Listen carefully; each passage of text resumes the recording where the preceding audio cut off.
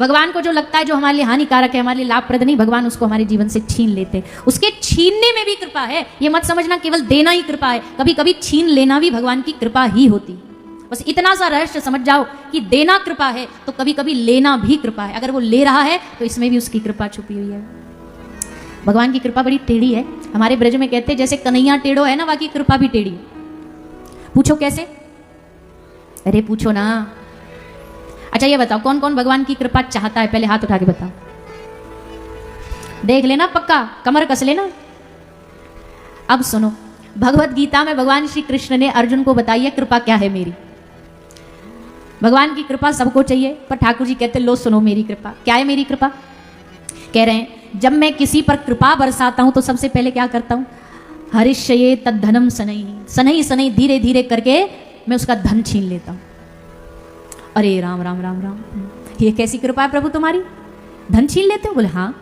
भक्त ने कहा कोई बात नहीं, हम मेहनत करके दोबारा कमा लेंगे। बोले नहीं, उसके सारे प्रयास असफल कर देता हूं। अच्छा हाँ, घर द्वार, रिश्तेदार, स्वजन संबंधी जो सबसे ज्यादा प्यारा होता है, करोमि बंधु विच्छेदम, मैं पूरे बंधु बांधवों को दूर कर देता हूं, अपनों से दूर कर देता हूं।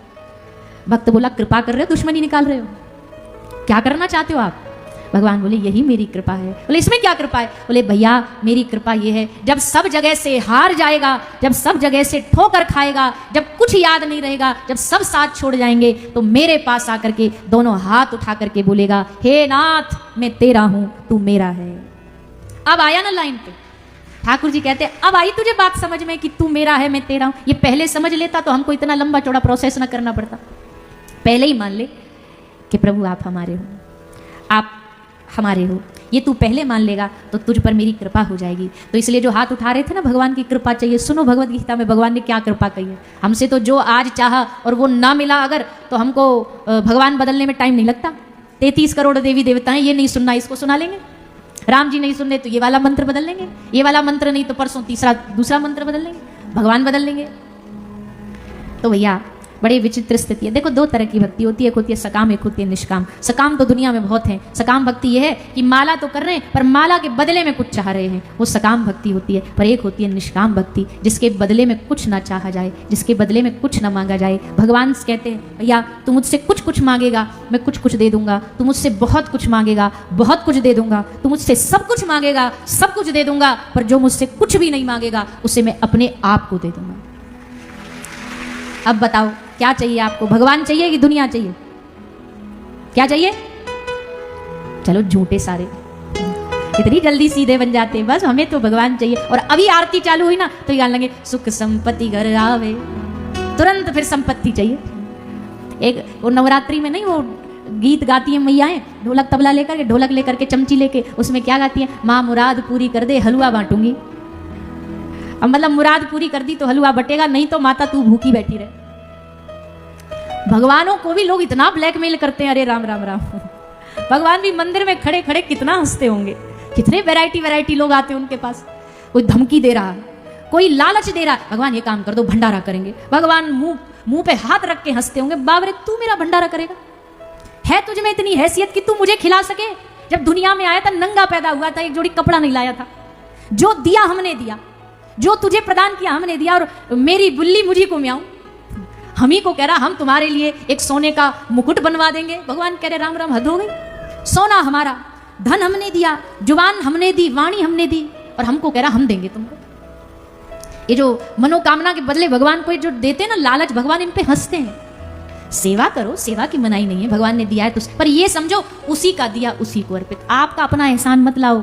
आज का आदमी दान करेगा इतना सा, पर गाएगा। हम कहते हैं कि एक पंखा भी मंदिर में दान कर देना तो पंखे की तीनों पंखड़ियों पर खानदान का नाम लिखवा देता है। पिताजी का स्वर्गीय फलाने फलाने, एक पे दादाजी स्वर्गीय ये, एक पे परदादाजी स्वर्गीय फलाने फलाने। और जैसे पंखा घूमता है वहां पितृलोक में दादाजी घूमते हैं कि ये क्या हुआ, पितृलोक में कब से भूकंप आने लगे। आदमी इतना सा देगा पर देने के बदले हरि राम। पर भैया देनहार कोई और है, भेजत है दिन रैन, लोग भरम हम पे करें जाते नीचे नैन। देनहार हम नहीं है, देनहार कोई और है। वो सप्लाई नहीं करता तो तुम आगे कैसे देते बताओ? वो ना दे तो तुम क्या दे पाओगे? जिसको भी सेवा और दान का अभिमान हो ना, उसके लिए हमको एक दृष्टांत बहुत प्रिय है कि एक बस जा रही थी, एक बस की खिड़की के पास एक आदमी बैठा था और बस के नीचे एक भिखारी खड़ा होकर कह रहा था, बाबूजी 50 रुपया दे दो, बाबूजी 50 रुपया दे दो, आज भूख लगी है, कुछ खाना चाहिए। खिड़की वाला बड़ा कठोर दिल, ऐसे मुंह कर लिया, ना दिया। भिखारी कहता, बाबूजी आज बच्चों का पेट भरना, कुछ दे दो ना। तो भी नहीं सुन रहा। उसने तो नहीं सुना, पर खिड़की के पास में जो बैठा था, उस खिड़की वाले के पास में जो दूसरी तरफ बैठा, उसको दया आ गई। उसने 50 रुपया का नोट निकाला और लेकर के इस आदमी को दिया और कहा, जा दे दे, ये जो भिक्षा मांग रहा है इसको दे दे। तो उसने निकाल करके 50 रुपया का नोट नीचे दिया। अब जैसे नीचे वाले को दिया भिखारी को, अब खिड़की वाले ने वो 50 रुपया का नोट उसे दिया। अब जो भिखारी है वो समझ रहा किसने दिया पैसा, खिड़की वाले ने, इसलिए वो धन्यवाद किसको दे रहा है, खिड़की वाला। भैया तुम्हारे बच्चे जिंदा रहे, दूधो नहा पूतो फलो, तुमको खूब आशीर्वाद मिले, ये वो ऐसा वैसा। पर खिड़की वाला तो जानता है कि मेरा नहीं है, मैंने थोड़ी दिया है, वो मुझे दे रहा है और मैं आगे दे रहा हूं। बस इतनी सी बात जीवन में मान लेना। कभी तुम्हारे दान का, कभी तुम्हारी सेवा का कोई धन्यवाद दे, अरे वाह वाह वाह, बड़ी कृपा आपकी, तो ये ध्यान रखना हम खिड़की वाले हैं, हमारा नहीं है पैसा। वो परमात्मा धरती पे आके किसी की मदद कर नहीं सकता था, इसलिए उसने इंसानों को माध्यम बनाया, हमें माध्यम बनाया। उसका हाथ वहां तक जा नहीं रहा था, इसलिए हम मानवों को माध्यम बना के वो जगत में सेवा करवा रहा है। इसमें अभिमान नहीं आना चाहिए।